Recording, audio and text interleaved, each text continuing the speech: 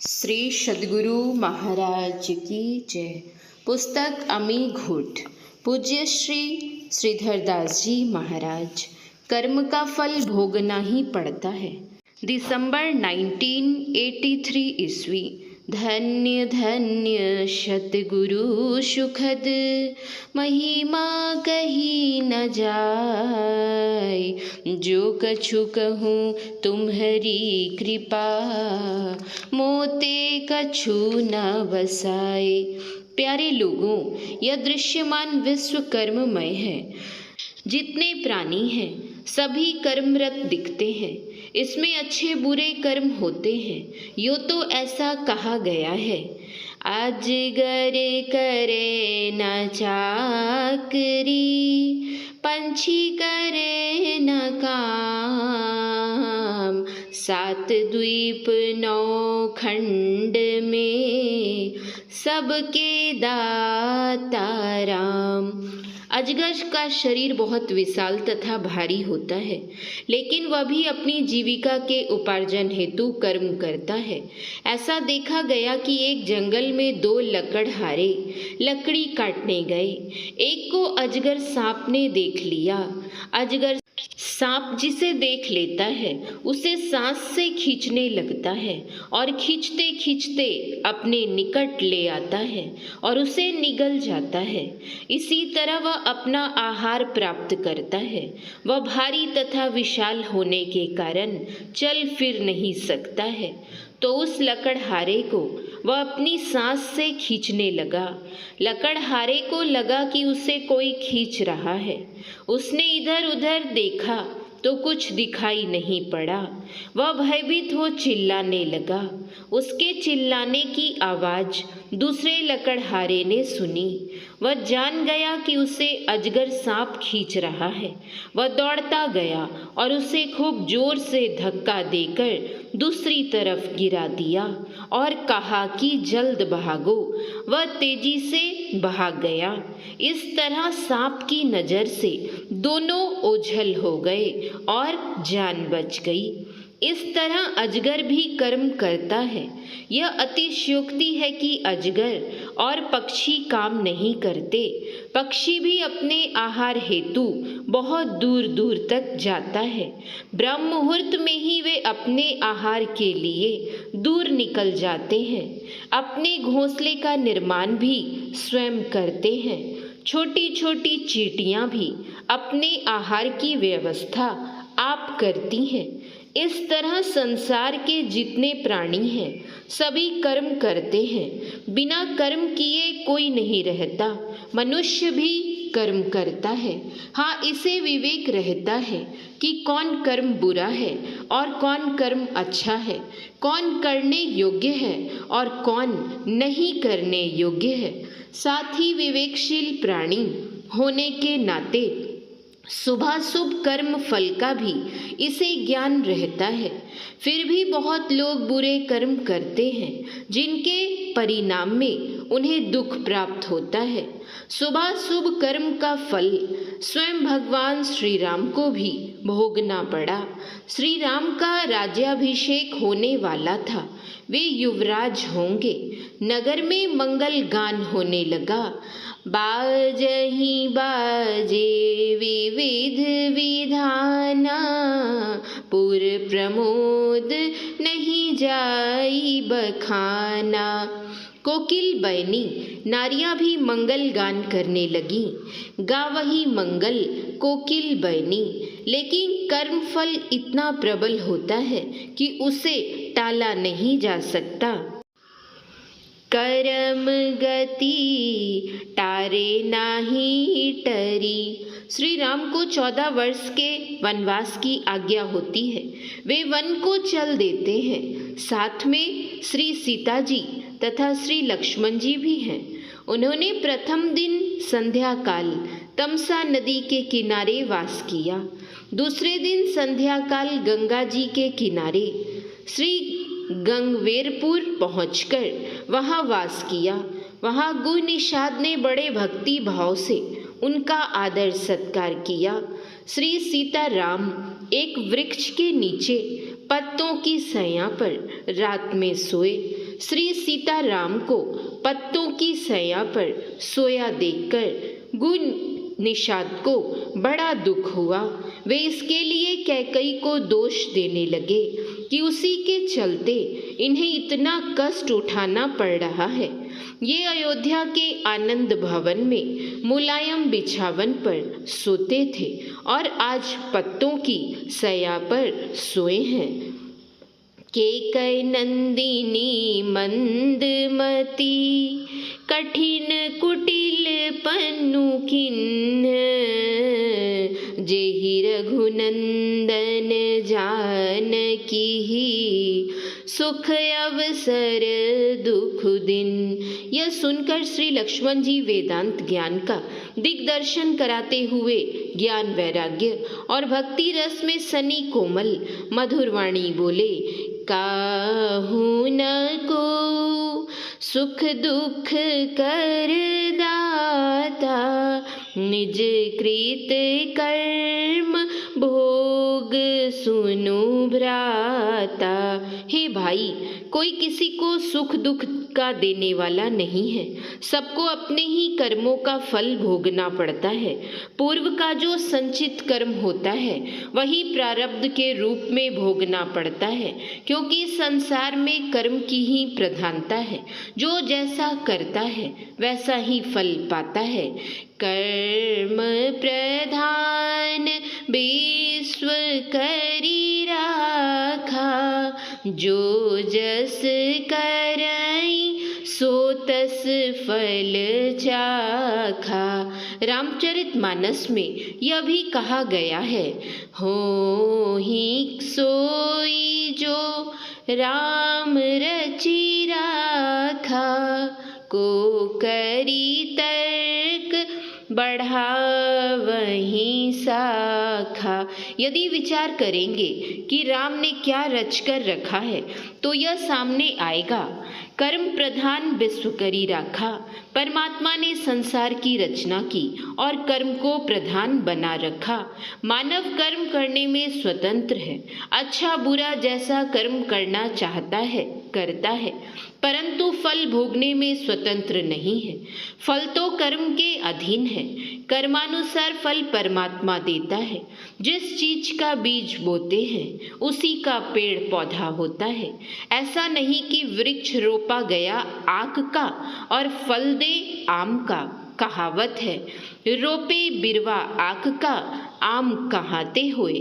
आदमी करता है बुरा काम लेकिन उसका फल चाहता है अच्छा, परंतु ऐसा होता नहीं। भले ही बुरे काम का फल तुरंत ना मिले, पर समय पाकर वह अवश्य मिलता है। भगवान बुद्ध ने कहा है, बुरा कर्म तुरंत के दुहे हुए दूध के समान जल्द नहीं फट जाता। वह राख से ढकी हुई आग के समान मूर्ख का पीछा करता है।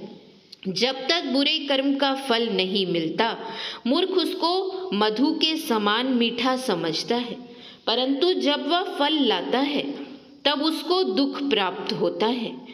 कम समझ मूर्ख आदमी खुद अपने शत्रु हैं, क्योंकि वे बुरे कर्म करते हैं जिसमें फल कड़वे आते हैं। वह कर्म करना अच्छा नहीं जिसके लिए आदमी को अफसोस करना पड़े और जिसका फल उसको दुख से रो रो कर भोगना पड़े। हमारी वर्तमान हालत हमारे विचारों का फल है। उसकी बुनियाद हमारे विचारों पर है। वह हमारे विचारों से बनी हुई है। अगर मनुष्य बुरी कल्पना से बोलता या कर्म करता है तो क्लेश व दुख उसके पीछे ऐसे चलते हैं जैसे गाड़ी के पहिए बैलों के पीछे पीछे जो उसे खींचते हैं। शुभ कर्म के बारे में भगवान बुद्ध ने बताया, शुभ कर्म वह है जिससे आदमी को पछताना ना पड़े और जिसका फल वह आनंद और खुशी से भोगे। हमारी वर्तमान हालत हमारे विचारों का फल है। उसकी बुनियाद हमारे विचारों पर है। वह हमारे विचारों से बनी हुई है। अगर मनुष्य अच्छी कल्पना से बोलता या काम करता है तो सुख उसके पीछे ऐसे चलता है जैसे उसकी छाया जो उसे नहीं छोड़ती धम्पद। शास्त्रों में बताया गया है कि किए हुए शुभाशुभ कर्मों के फल अवश्य भोगने पड़ते हैं। अवश्यमेव भोक्तव्यम कृतम कर्मम शुभाशुभम। राजा धृतराष्ट्र जन्मांध थे। उनके सामने ही महाभारत के युद्ध में दुर्योधन सहित उनके 100 पुत्रों का वध हुआ। धृतराष्ट्र बहुत विकल हुए और श्री कृष्ण पर दोषारोपण करने लगे कि तुमने ही मेरे सभी पुत्रों का वध कराया है। मुझे 100 जन्मों की बात याद है। मैंने ऐसा कोई अशुभ कर्म नहीं किया है जिसका ऐसा परिणाम मुझे भोगना पड़े। भगवान श्री कृष्ण ने कहा, महाराज, यदि आपको 100 जन्मों के पूर्व की भी बात याद रहती तो ऐसा नहीं कहते। 100 जन्मों के पूर्व आप राजा थे। आपके पास एक ऋषि हंस के 100 बच्चों को धरोहर के रूप में रखकर तपस्या करने चले गए थे। आपने मंत्री को उन हंस के बच्चों को सुरक्षित रखने का आदेश दिया। आप मांस भक्षी थे। संयोगवश एक दिन रसोइये को अन्य किसी पशु पक्षी का मांस उपलब्ध न हो सका, तो उसने उस दिन हंस के एक बच्चे का मांस पकाकर आपको खिलाया। आपने उस मांस की बड़ी तारीफ की और प्रतिदिन वैसा ही मांस पकाने का आदेश दिया। रसोइये ने प्रतिदिन हंस के बच्चे का मांस खिलाना प्रारंभ किया। इस तरह हंस के सभी बच्चों का मांस आपको खिला दिया गया। कुछ वर्षों के बाद ऋषि आए और आपसे अपने धरोहर के रूप में रखे हंस के बच्चों को मांगा। आपने मंत्री को हंस के बच्चे देने का आदेश दिया, लेकिन बच्चे रहे तब तो दे। मंत्री ने सारी बातें कह सुनाई। ऋषि ने क्रोधित होकर आपको शाप दे दिया कि इसी तरह तुम्हारे भी 100 बच्चे मारे जाएंगे। उसी अशुभ कर्म का परिणाम है कि आपके 100 पुत्र मारे गए। और आप जन्मांत क्यों हैं जानते हैं? आपके 100 जन्मों के पूर्व की बात है कि आप कछुए को पकड़कर उसकी आंख सी देते थे। ऐसा आपने कई कछुओं के साथ किया। उसी पाप का फल है कि आप जन्म से अंधे हैं। राजा युधिष्ठिर बड़े धर्मात्मा थे, असत्य भाषण नहीं करते थे, लेकिन महाभारत की लड़ाई में एक झूठ अश्वत्थामा हतो नरो वा कुंजरो बोलने के परिणाम से नहीं बच सके। स्वर्गारोहण काल में हिमालय में उनकी अंगुली गल गई तथा नरक भी देखना पड़ा। भगवान श्री कृष्ण महायोगेश्वर को भी शुभाशुभ कर्म का फल भोगना पड़ा। यदुवंशियों के नाश के बाद आप जंगल में सोए हुए थे। एक व्याधे ने हिरन समझकर वाण चला दिया जो आपके पैर के तलवे में लगा। व्याधे ने निकट आकर भगवान को देखा तो क्षमा याचना करने लगा। भगवान ने कहा कि घबराओ नहीं, यह मेरे पाप का फल है। रामावतार में मैंने तुम्हें छिपकर वान से मारा था। तुम उस समय बाली थे। इतना कहकर शरीर छोड़ दिया। इसी प्रकार की अनेक पौराणिक कथाएं हैं जिनसे बोध होता है कि शुभाशुभ कर्म का फल अवश्य भोगना पड़ता है। रामचरितमानस में तो कहा गया है कि जन्म मरण, संपत्ति विपत्ति, कर्म काल, धरती घर नगर, धन परिवार, स्वर्ग नरक, मिलना बिछुड़ना, भला बुरा फल भोगना, शत्रु मित्र मध्यस्थ तथा मन के कर्म एवं सभी माया के जाल और व्यवहार सभी भ्रम के फंदे हैं। ये परमार्थ रूप नहीं है। योग वियोग भोग भल मंदा, हित अनहित मध्यम भ्रम फंदा, जन्म मरण जहाँ लगी जग जालू, संपत्ति विपत्ति कर्म अरु कालू, धरनी धाम धनपुर परिवारु, सरग नरक जहाँ लगी व्यवहारु। देखिया सुनिया गुनिया मन माही, मोह मूल परमारथ नाही। ये सब केवल अज्ञानता या मोह के कारण दरसते हैं। अज्ञानता के मिट जाने पर ये नहीं दिखेंगे। अज्ञानता के मिटने पर माया जाल और व्यवहार लुप्त हो जाएंगे, तब परमार्थ दिख पड़ेगा। इसी मोह के कारण स्वप्न में राजा भिखारी और दरिद्र इंद्र हो जाते हैं, पर जगने पर स्वप्न का संसार समाप्त हो जाता है। तब न राजा को कोई हानि होती है और न दरिद्र को कोई लाभ होता है। सपने होई भिखारी नृप, रंक नाक पति होए। जागे लाभ न हानि कछु, तिमी प्रपंच जिय जोए। सांसारिक व्यवहार स्वप्न की तरह है, जिन्हें हम अज्ञानता के कारण सत्य मान रहे हैं। मोहनी सा सब सोवनिहारा, देखिया सपन अनेक प्रकारा। इस अज्ञानता से परे ज्ञान में माया त्यागी संसार रूप रात्रि में जगते हैं।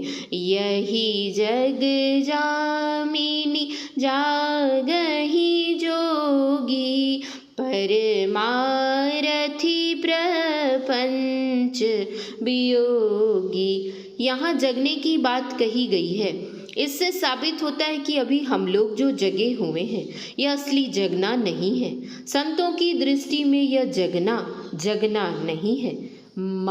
माया मुख जागे सभे, सो सूता कर जान। दरिया जागे ब्रह्म दिसी, सो जागा परमान। हमारी तीन अवस्थाएं होती हैं, जागृत, स्वप्न और सुसुप्ति। इन्हीं तीन अवस्थाओं में हम लोग रहते हैं और संसार रूपी रात्रि में सोते हुए संसार व्यवहार का स्वप्न देखते हैं। इन तीन अवस्थाओं को त्याग कर जो चौथी तुरीय अवस्था में जाते हैं वे योगी होते हैं और यथार्थतः वे ही जगे होते हैं। इसी जागरण में विषय विलास से विरक्ति होती है। गोस्वामी तुलसीदास जी कहते हैं कि जो विषयों में लिप्त नहीं है वे ही संसार में जगे हुए हैं। जानिय तब ही जीव जग जागा, जब सब विषय विलास विरागा। इसीलिए गोस्वामी जी महाराज जगने के लिए कहते हैं, जब तक तुरीयावस्था में नहीं जाएंगे तब तक मोह निशा में ही रहेंगे और सांसारिक व्यवहार रूप स्वप्न का दुख भोगना ही पड़ेगा। अज्ञानता समाप्त हो जाने पर हमारे सारे क्लेश नष्ट हो जाएंगे। दैविक और भौतिक त्रय तापों से हमें छुटकारा मिल जाएगा। जागू जागू जागू जीव जो है जग जामिनी, देह गेह नेह जानी जैसे घन नामिनी। सोए सपने को सहई संस्कृति संताप रे, बूढ़ो मृगवारी खायो जेवरी को साप रे। कहे वेद बुध तू तो बूझ मन माही रे, दोष दुख सपने को जागे ही पै जाही रे। तुलसी जागे ते जाईती हूँ ताप ताए रे, राम नाम सूची रुचि सहज सुभाए रे। संत कबीर साहब की भी वाणी में जगने की बात आती है। यथा परमात्म गुरु निकट विराजे, जागू जागू मन मेरे, धाई के सतगुरु चरणन लागो, काल खड़ा सिर तेरे। मेरी सूरत सुहागिनी जागरी, क्या तू सोवत मोह नींद में, उठी के भजनिया में लागरी। उपनिषदकारी सज्ञान निद्रा से जगकर श्रेष्ठ पुरुषों के समीप जाकर ज्ञान प्राप्त करने के लिए कहते हैं। उत्तिष्ठत जागृत प्राप्य वराणी बोधत। श्री सद्गुरु महाराज की भी वाणी में जागरण का संदेश है। क्या सोवत गफलत के मारे, जाग जाग मन मेरे। यथार्थ रूप से हम लोग जब तक जगेंगे नहीं तब तक कर्ममंडल के घेरे में ही रहेंगे और आवागमन का दुख भोगना ही पड़ेगा। इंद्रियों में चेतन धाराओं के रहने से ही कर्म होता है। ध्यान योग द्वारा चेतन धाराओं को इंद्रियों से खींचकर आज्ञा चक्र के केंद्र में केंद्रित करने से कर्मों से छुटकारा होता जाएगा। आज्ञा चक्र का केंद्र है बिंदु। जब एक बिंदुता प्राप्त हो जाएगी तो स्थूल शरीर और संसार से ऊपर उठ जाएंगे। पुनः सूक्ष्म मंडल से ऊपर चले जाने पर सूक्ष्म मंडल के कर्म छूट जाएंगे। इस प्रकार कारण महाकारण कैवल्य मंडल से भी ऊपर चले जाने पर परमात्म दर्शन हो जाएंगे और सारे कर्म धर्म से छुटकारा हो जाएगा। कर्म करने से ही धर्म होता है। चेतन वृत्ति का सिमटाव हो जाने पर कर्म धर्म छूट जाएंगे। श्री सद्गुरु महाराज की वाणी में है, यही मानुष देह समैया में, करु परमेश्वर में प्यार। कर्म धर्म को जला खाक कर, देंगे तुमको तार।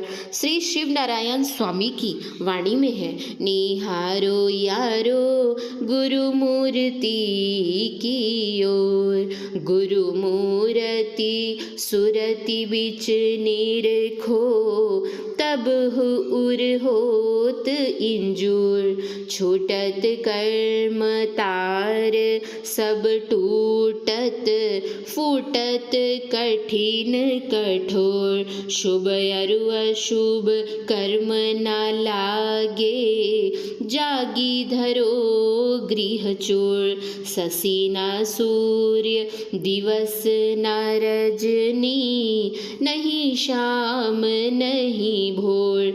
आप देखे तो कर्म मिटावत, शिव नारायण ओर।